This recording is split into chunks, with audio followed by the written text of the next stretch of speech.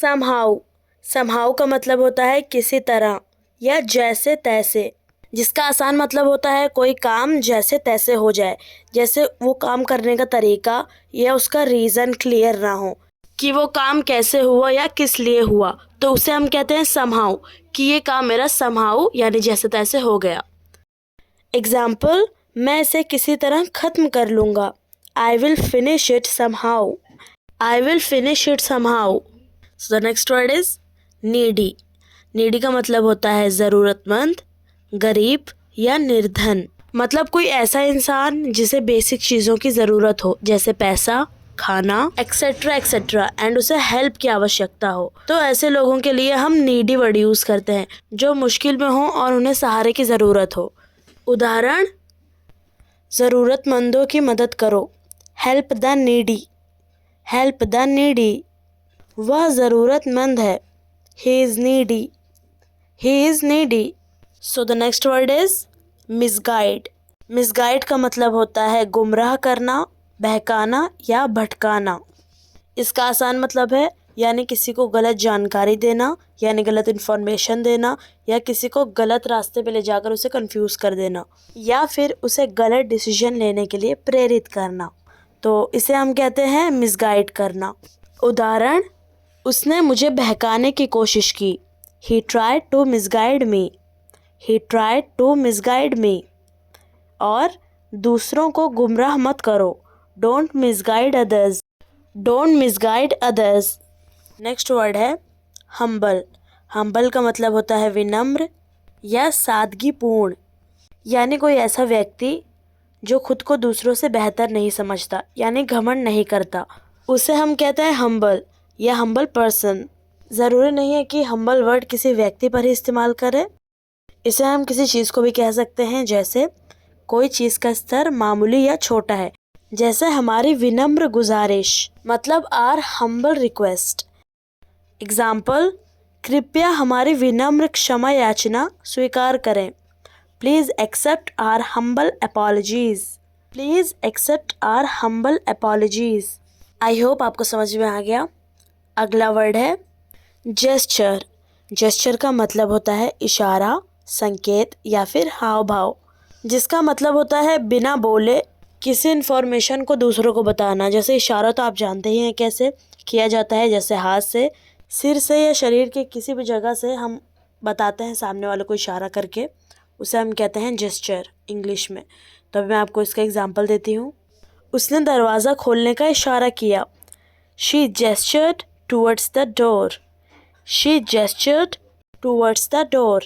आपको समझ में आ गया होगा। So let's move forward and see next word कौन सा है। सो जो हमारा अगला वर्ड है वो है रिएक्शन। रिएक्शन का मतलब होता है प्रतिक्रिया या अभिक्रिया, जिसका मतलब होता है जब कोई चीज़ होती है और आप या कोई और उसके जवाब में कुछ करता है या महसूस करता है, जैसे उसकी प्रतिक्रिया तेज़ थी, हीज़ रिएक्शन वॉज क्विक। या फिर आप या कोई भी कुछ ऐसी चीज़ बोलता है या फिर कुछ ऐसी चीज़ करता है जिससे सामने वाले लोगों की प्रतिक्रिया चेंज होती है, यानी उनका रिएक्शन चेंज होता है। या फिर केमिकल्स के आपस में मिलने पर जो प्रतिक्रिया होती है हम उसे भी रिएक्शन कहते हैं। एग्जाम्पल, खबर सुनकर उसकी प्रतिक्रिया क्या थी। What was his reaction to the news? What was his reaction to the news? इस रासायनिक अभिक्रिया से पानी और ऑक्सीजन बनती है। The chemical reaction produces water and oxygen. The chemical reaction produces water and oxygen. So next word है in fact. In fact का मतलब होता है असल में या दरअसल, जिसका मतलब है किसी बात को क्लियर करना, उस बात पर जोर देना, या फिर जब हम कोई ट्रूथ यानी सच्चाई बताते रहते हैं तब हम यूज़ कर सकते हैं, जैसे वह शांत लगता है लेकिन असल में वह बहुत मजाकिया है। इसे इंग्लिश में कहेंगे ही seems quite but in fact he is very funny. तो इस तरीके से इनफैक्ट वर्ड को यूज़ किया जाता है। उदाहरण, असल में मैं उसे जानता हूँ। In fact I know him. In fact, I know him. So next word है every. Every का मतलब है प्रत्येक, हर एक या फिर सब। इसे आसान भाषा में समझाती हूँ कि हर एक या प्रत्येक की जगह पर हम यूज़ कर सकते हैं every। जैसे हर एक तो एवरीवन, हर दिन तो एवरीडे, हर चीज़ तो एवरीथिंग। अभी आपको एवरी का मतलब तो समझ आ ही गया होगा, बाकी मैं आपको एग्जांपल भी बता देती हूँ। मैं हर दिन दौड़ता हूँ, I run every day, I run every day. मैं हर सुबह शेव करता हूँ, आई शेव एवरी मॉर्निंग, आई शेव एवरी मॉर्निंग। सो अभी नेक्स्ट वर्ड पर चलते हैं। हमारा नेक्स्ट वर्ड है यंग। यंग का मतलब होता है युवा, जवान या छोटा। हमारा जो वर्ड है यंग, इसका यूज़ ये बताने के लिए किया जाता है कि कोई इंसान, जानवर या पौधा अभी अपनी लाइफ के शुरुआती स्टेज पर है, यानी वो अभी छोटे हैं, तो उसके लिए हम यूज़ करते हैं यंग। मतलब वो अभी मेच्योर नहीं हुए हैं और अभी उम्र में छोटे हैं। आपको समझ में आ गया होगा, यंग मतलब छोटा। उदाहरण, यह युवक एक साहसिक योद्धा है। The young man is bold warrior. The young man is bold warrior. So हमारा नेक्स्ट वर्ड है रिजल्ट। रिजल्ट का मतलब होता है परिणाम, नतीजा या फल। नहीं, ये फ्रूट वाला फल नहीं है। यानी आपने किसी को बोलते हुए सुना होगा कि सब्र का फल मीठा होता है, यानी सब्र का परिणाम। तो फल यानी परिणाम। एनीवे, रिजल्ट एक बहुत सिंपल वर्ड है। इसका मतलब होता है किसी काम या घटना के बाद जो सामने आता है। जैसे परीक्षा का परिणाम, सब इंतजार करते हैं ना एग्जाम का परिणाम आने का, तो उसे हम कहते हैं एग्जाम रिजल्ट। आप ध्यान देना, ये अक्सर बोलचाल में इस्तेमाल होता है। तो अभी आपको इसका एग्जाम्पल देती हूँ। परिणाम अच्छा था, the result was good. The result was good. और एक है परिणाम देखो, see the result. See the result. हमारा नेक्स्ट वर्ड है होप। होप का मतलब होता है आशा, उम्मीद या फिर आस, जिसका आसान मतलब है किसी चीज़ के होने का विश्वास या इच्छा रखना। जैसे मुझे उम्मीद है कि कल बारिश होगी, या मैं आशा करता हूँ कि तुम सफल होगे। I hope you will succeed. ज़रूरी नहीं है कि आप पूरा सेंटेंस इंग्लिश में ही बोले, आप बल्कि ऐसे भी बोल सकते हैं कि आई होप कि कल बारिश होगी। इस तरह से हिंदी और इंग्लिश मिक्स। सिंपली ये फ्यूचर में एक पॉजिटिव रिजल्ट की चाहत है। जैसे बच्चे करते हैं ना एग्ज़ाम में पास होने की इच्छा, तो इच्छा के लिए हम यूज़ करते हैं होप। सो चलिए एग्जाम्पल भी देख लेते हैं। हमने कभी आशा नहीं छोड़ी, we never gave up hope. We never gave up hope. मुझे उम्मीद है कि तुम अच्छे होगे, I hope you are well. I hope you are well. तो हमारा नेक्स्ट वर्ड बहुत कॉमन और अच्छा है, जो है गिव। गिव का मतलब होता है देना, और अगर इसे आसान भाषा में समझे तो इसका मतलब किसी को कुछ सौंपना, प्रदान करना या देना होता है। जैसे किताब दो, गिव बुक। समय दो, गिव टाइम। या मदद दो, गिव हेल्प। तो इस तरह से गिव को मल्टीपल फ्रेज में यूज़ कर सकते हैं। तो ये किसी चीज़ को अपने पास से दूसरे व्यक्ति को देना होता है, चाहे वो कोई चीज़ हो, मदद हो या फिर मौका हो। एग्जाम्पल, कृपया मुझे कलम दो, please give me the pen. Please give me the pen. क्या तुम मुझे थोड़ा समय दे सकते हो, can you give me some time. Can you give me some time. तो आपने देखा गिव वर्ड कितना ज़्यादा अच्छा है, ये कितना यूज़फुल है। आप जो अपनी डेली लाइफ में इंग्लिश बोलते हैं, आप उसमें ये वर्ड गिव को ज़रूर शामिल कीजिएगा। एनीवे, अगर आपको मेरी वीडियो पसंद आ रही हो तो वीडियो को प्लीज़ लाइक कर दीजिएगा, और मुझे सपोर्ट करने के लिए मेरे चैनल को सब्सक्राइब कीजिएगा। तो सॉरी मैंने टॉपिक बदल दिया। तो लेट्स कंटिन्यू, देखते हैं नेक्स्ट वर्ड कौन सा है। जो अगला वर्ड है वो है ग्रो। ग्रो का मतलब होता है बड़ा होना, बढ़ना या उगना। जैसे पौधे बड़े होते हैं, उसके लिए हम यूज़ करेंगे ग्रो। आसान भाषा में ग्रो का मतलब होता है किसी भी चीज़ का किसी भी तरह से बड़ा, ज़्यादा या उसका विकसित होना, उसे हम कहते हैं ग्रो। तो अभी इसका एग्जाम्पल देती हूँ। यह पौधा लंबा उगेगा या बढ़ेगा। This plant will grow tall. This plant will grow toll.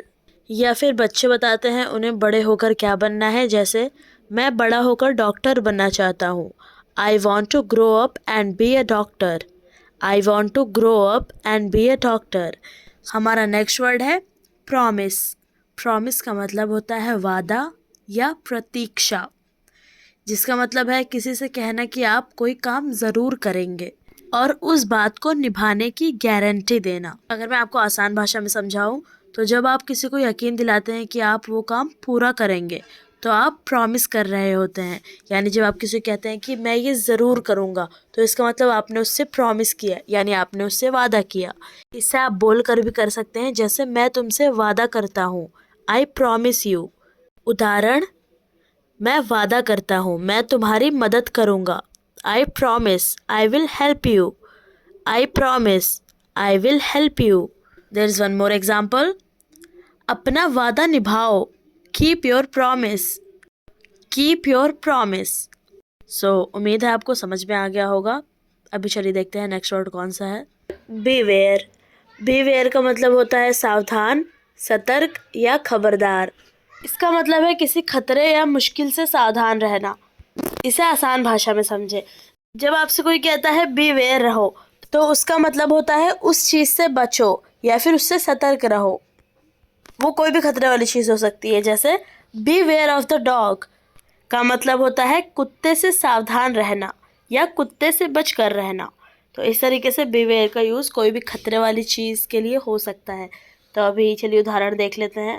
अजनबियों से सावधान रहो, beware of strangers. Beware of strangers. अजनबी का मतलब होता है स्ट्रेंजर।